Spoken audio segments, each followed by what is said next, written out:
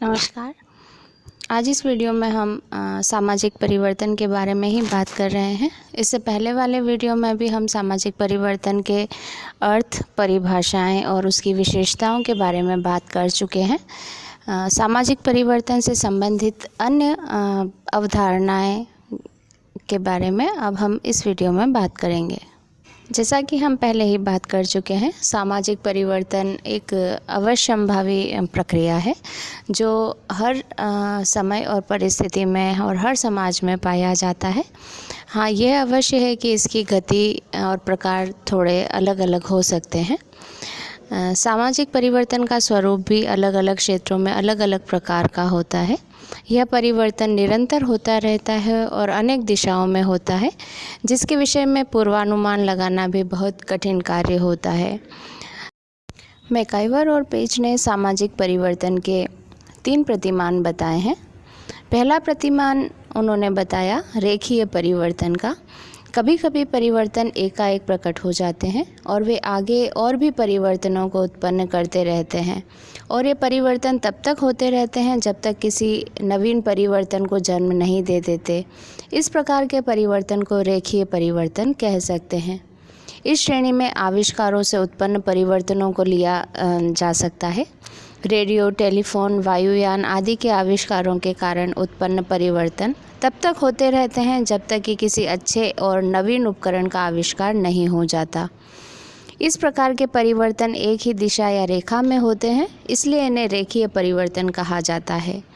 यह परिवर्तन का प्रथम प्रतिमान है। ये परिवर्तन मनुष्य के बौद्धिक विकास का परिणाम होते हैं और ये सामाजिक परिवर्तन को एक निश्चित पूर्व निर्धारित रूप में देखते हैं। प्रौद्योगिकी के परिवर्तन इसी प्रकार के उदाहरण हैं। सामाजिक परिवर्तन का दूसरा प्रतिमान है उतार चढ़ाव वाला परिवर्तन। परिवर्तन का यह दूसरा प्रतिमान है जिसमें कुछ समय परिवर्तन प्रगति की ओर होता है, फिर कुछ समय पश्चात यह ह्रास की ओर चला जाता है, या परिवर्तन पहले ऊपर की ओर होता है और फिर नीचे की ओर। इसलिए इस परिवर्तन को उतार चढ़ाव वाला परिवर्तन कहा जा सकता है। जनसंख्या संबंधी परिवर्तन और आर्थिक क्रियाओं के परिवर्तन इसके अंतर्गत हम सम्मिलित कर सकते हैं। राष्ट्रीय और अंतर्राष्ट्रीय व्यापार में उन्नति और अवनति होती रहती है, यानी इस प्रकार के परिवर्तन में यह निश्चित नहीं होता कि परिवर्तन की दिशा ऊर्ध्वगामी होगी या अधोगामी। एक निश्चित दिशा नहीं होती, जबकि पहले प्रतिमान में परिवर्तन एक ही रेखा या दिशा में होता है। तीसरा प्रतिमान है चक्रीय परिवर्तन। इस परिवर्तन को चक्रीय परिवर्तन इसलिए कहा जाता है क्योंकि विद्वानों के अनुसार परिवर्तन का एक चक्र चलता है। जैसे फैशन का अगर हम रूप देखें तो प्राचीन समय में महिलाएं सीधा पल्ला लेकर साड़ी पहनती थी। बाद में इसे घर गृहस्थी वाली महिलाओं का प्रतीक माना गया, क्योंकि पढ़ी लिखी महिलाएं या व्यावसायिक महिलाएं उल्टा पल्ला लेकर साड़ी पहनने लगीं। आधुनिक समय में सीधा पल्ला लेना अत्याधुनिक महिलाओं का प्रतीक बन गया है, जहां पार्टी आदि में महिलाएं इस प्रकार की साड़ी पहनकर जाती हैं। कहने का अर्थ यह है कि जिस प्रकार सर्दी, गर्मी, बरसात का एक क्रम चलता रहता है या दिन रात का चक्र चलता है, वैसे ही इस प्रकार का परिवर्तन चक्र रूप में चलता रहता है। मानवीय क्रियाएं, राजनैतिक आंदोलन, सामाजिक मूल्य, अलंकरण, सौंदर्य प्रसाधन आदि इन क्षेत्रों में ऐसे ही प्रतिमान पाए जाते हैं, जिसमें एक के बाद दूसरा, तीसरा और पुनः वही चक्र दोहराया जाता है और पुनः वही लौट कर आ जाता है जहां से परिवर्तन का प्रारंभ हुआ था। सामाजिक परिवर्तन समाज में आने वाली विभिन्नता को विभिन्न कालों में व्यक्त करता है, लेकिन परिवर्तन विभिन्न समाजों में किस दिशा में, किस नियम के अंतर्गत या किस सिद्धांत के आधार पर हो रहा है, यह स्पष्ट नहीं हो पाता।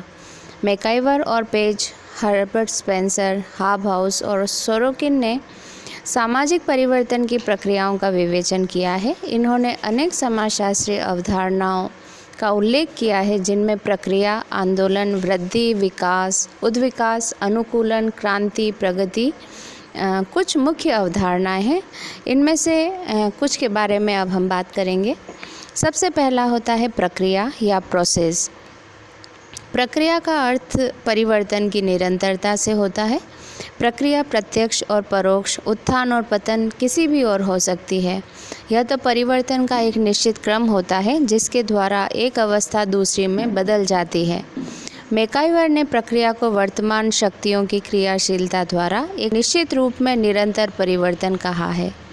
जैसे जब हम कहते हैं कि आज समाज आधुनिकीकरण की प्रक्रिया में है, तो हमारा अर्थ यह होता है कि प्राचीन मूल्य, परंपराएं आदि निरंतर परिवर्तित हो रही हैं और प्राचीन मूल्य परंपराएं आधुनिकीकरण में विलीन हो रहे हैं।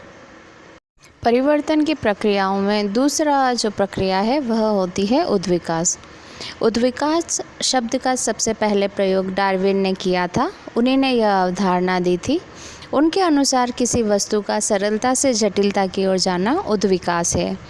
सरलता से जटिलता की ओर जाने की यह प्रक्रिया कुछ निश्चित चरणों में होती है। उद्विकास के रूप में सामाजिक परिवर्तन की व्याख्या सबसे पहले हर्बर्ट स्पेंसर ने की, जिसमें उन्होंने डार्विन के इस सिद्धांत को समाज पर लागू किया।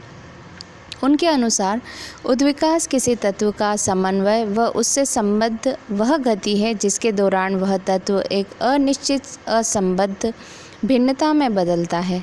स्पेंसर ने सामाजिक उद्विकास के 4 स्तरों जंगली अवस्था, पशुचारण अवस्था, कृषि अवस्था और औद्योगिक अवस्था की चर्चा की। मैकाइवर और पेज के मत में उद्विकास परिवर्तन की एक दशा है जिसमें बदलते हुए पदार्थ की अनेक दशाएं प्रकट होती हैं, जिससे उस पदार्थ की वास्तविकता का पता चलता है।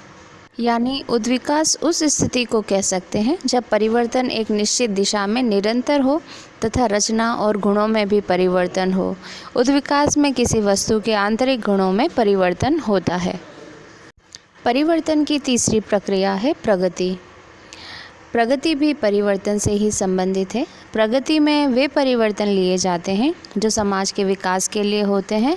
यानी प्रगति ऐसे परिवर्तन से संबंधित है जो समाज के विकास के लिए होते हैं, यानी जो समाज के उद्देश्यों और लक्ष्यों के अनुरूप हों। प्रगति समाज की अच्छाई की ओर होने वाले परिवर्तन को कहा जाता है।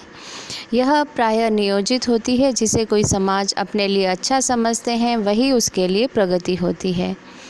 प्रगति का संबंध सामाजिक मूल्यों और आदर्शों से होता है। समाज जिन आदर्शों को अपने लिए उचित मानता है उसी दिशा में होने वाले परिवर्तन प्रगति कहलाते हैं।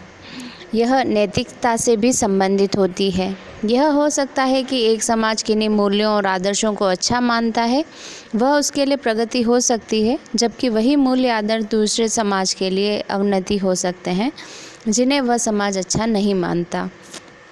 इस प्रकार प्रगति सापेक्षिक होती है। प्रगति का संप्रत्यय अलग अलग होता है। प्रगति का माप संभव है।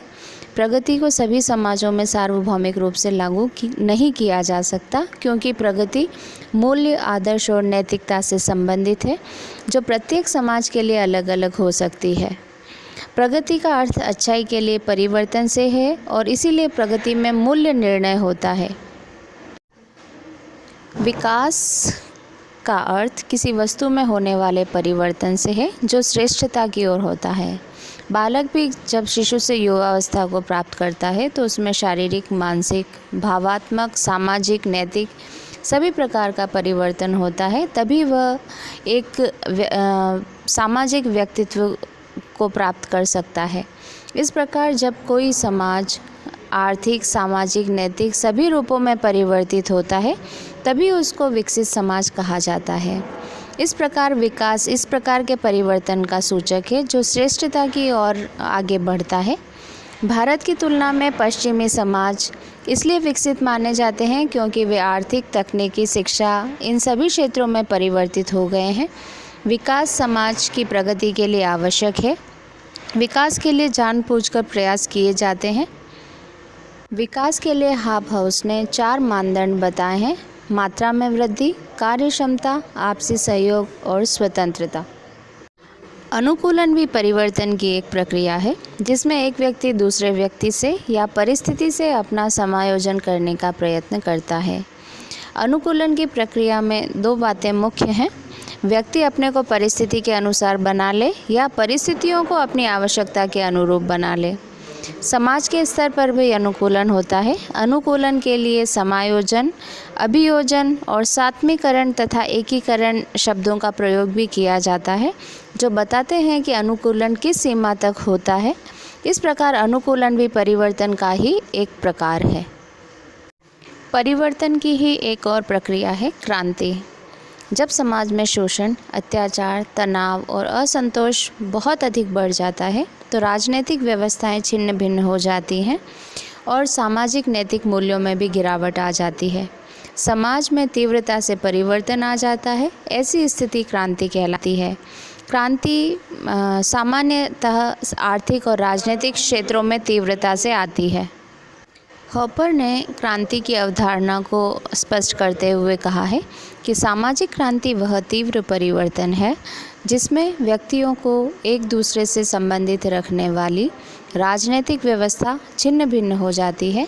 सरकार कार्यशील सत्ता के रूप में नहीं रह पाती। इस स्थिति में समाज की मौलिक एकता समाप्त हो जाती है और सामाजिक व नैतिक मूल्य समाप्त होने लगते हैं। यदि क्रांति में अधिक तीव्रता आती है तो सभी प्रमुख संस्थाएं काफ़ी परिवर्तित हो जाती हैं। इस प्रकार राज्य, धर्म, परिवार व शिक्षा अपने मूल रूप से काफ़ी बदल जाते हैं। इस प्रकार क्रांति सामाजिक परिवर्तन का महत्वपूर्ण माध्यम है। वृद्धि भी परिवर्तन का एक प्रकार है जो वस्तु में परिमाणात्मक परिवर्तन को बताती है। सामान्यतः वृद्धि आकार में होने वाले परिवर्तन को कहा जाता है। इसकी एक सीमा होती है। उस सीमा के बाद वृद्धि नहीं होती या रुक जाती है। साथ ही किसी एक दिशा में या क्षेत्र में हुए परिवर्तन को बताती है। इस प्रकार वृद्धि परिवर्तन का एक प्रकार है जो मात्रात्मक होती है। जैसे समाज में जन्म दर और मृत्यु दर में हुई वृद्धि को मापा जा सकता है। इसी के साथ आज का ये वीडियो हम यहीं समाप्त करते हैं। सामाजिक परिवर्तन के कारकों के बारे में हम अगले वीडियो में बात करेंगे।